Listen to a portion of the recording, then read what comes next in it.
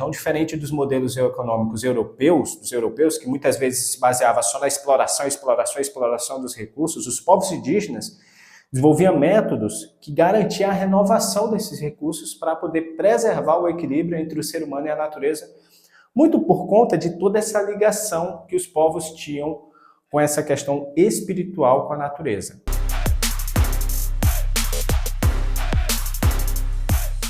A caça e a pesca eram atividades muito importantes para muitos povos indígenas, principalmente para aqueles que ficavam ali nas regiões mais de floresta, sabe? E regiões do litoral, Mata Atlântica, as regiões costeiras. Então, os caçadores indígenas, eles conheciam muitos os hábitos dos animais e utilizavam técnicas para também não prejudicar tanto a fauna do lugar. Em vez de caçar em excesso, eles tinham uma prática mais sustentável, eles respeitavam o ciclo de reprodução dos animais. Então, entre os povos mais da Amazônia, por exemplo, o arco e a flecha e a zarabatana, que eram usados, né? A zarabatana com dardos envenenados por curare, então eles usavam arco e flecha e a zarabatana, e os dardos eram envenenados por curare. Eles eram usados para capturar presas sem causar danos excessivos ao meio ambiente. Sabia disso? Pois é, era dessa forma justamente por conta dessa preocupação. A pesca, principalmente entre os povos que estavam ali mais próximos dos rios e de lagos, também era uma fonte muito importante de alimento.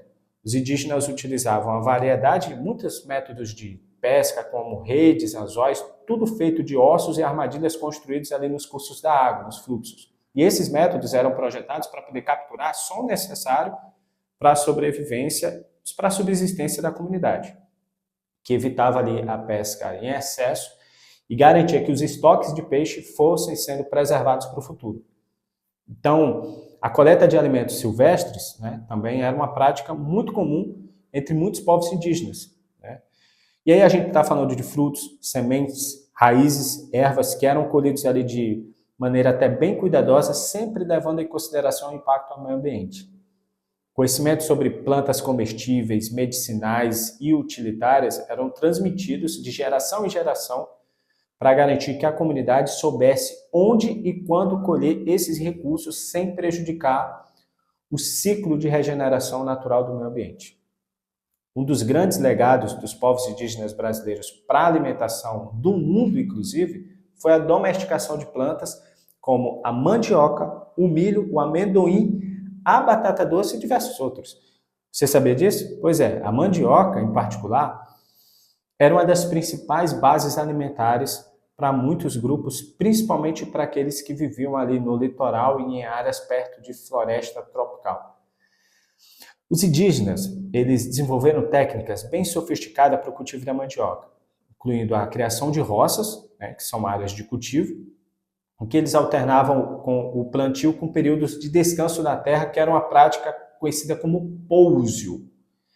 Eles também sabiam como processar a mandioca para remover o veneno natural, né, que é o ácido cianídrico, e transformar em farinha, que era um alimento não perecível, né, e acabava podendo ser estocado e utilizado ao longo de todo o ano, não se estragava fácil a farinha. Então, os povos indígenas não apenas cultivavam os alimentos, mas também manejavam a terra para poder garantir a sustentabilidade. Então, prática como a rotação de culturas, a agricultura de coivara, que era a agricultura de coivara? Era a queimada controlada de pequenos trechos de floresta para poder abrir espaço para o próximo plantio. Então, todas essas técnicas eram utilizadas para poder manter o solo fértil e também produtivo.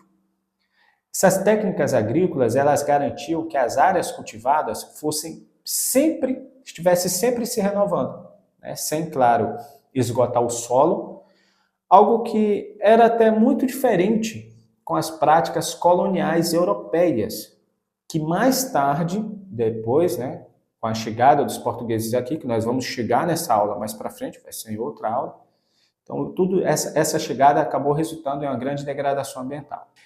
O fato curioso é que os povos indígenas brasileiros, eles domesticaram mais de 80 espécies de plantas que são consumidas até hoje. Como eu falei, mandioca, milho, amendoim, abacaxi, tudo isso foram domesticados pelos povos indígenas. A mandioca, em particular, é um dos alimentos mais versáteis e consumidos no Brasil está presente em várias receitas regionais, desde a famosa farinha de mandioca, claro, até a tapioca e o beiju. Quem não gosta de um desses aí? Pois é. Uma característica marcante da economia indígena era o respeito pelos ciclos naturais e pela manutenção da sustentabilidade. Ao contrário das economias extrativistas, que eram intensivas, né, que vinham a ser introduzidas mais tarde pelos europeus, que só se preocupavam em explorar, explorar, explorar de forma mais intensa possível. Então, ao contrário dessas práticas, os povos indígenas tinham uma relação de interdependência com o meio ambiente. Eles entendiam que a natureza precisava de tempo para se regenerar e que o uso excessivo dos recursos poderia comprometer a sobrevivência de toda a comunidade. Esse respeito pela natureza estava presente em todas as práticas econômicas indígenas. Por exemplo, antes de caçar um animal ou colher uma planta, muitos povos realizavam ali, faziam pequenos rituais ou cantos de agradecimento, pedindo permissão aos espíritos da natureza, olha só que interessante, para poder fazer a coleta. E esse tipo de comportamento mostra claramente o quanto a economia indígena estava ligada diretamente a uma visão de mundo que via a natureza como parceira e não como algo a ser explorado, pura e simplesmente. Perfeito?